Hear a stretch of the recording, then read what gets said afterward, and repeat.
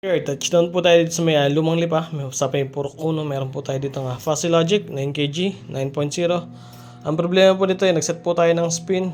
Umuugong lang po siya. Ayan. Tapos sa wash daw po gumagana to. Pero pagdating dito sa kanyang spin ayaw nang umikot. Lalo na siguro pagka may laman. Check na lang natin yung responsible parts. Tapos pag nagawa natin update ko kaya. Alright. Alright, ito po yung LG na Fuzzy Logic na ang problema po kanina ay umugong lang. Nakita po natin yung problema yan. Umikot na po yan. Nasa process po yan ng spin. Umikot na po yan. Okay na po yung unit. At makapaglaban na sila ma'am. Alright. Na-check natin yung problema. Sikretong malapit. Pwede yung pabulong. Bawal po sabihin natin yung mga problema na nakikita natin sa mga unit. Kasi yun po yung part ng trabaho natin. Pwede po silang mag-DIY. Ibig sabihin po ng DIY, destroy it yourself. Pwede silang mag-destroy it yourself. At makakalaunan pagka itinuro natin lahat ng mga trouble, wala na tayong maging client. Kaya ganito lang po yung ating mga video. Alright.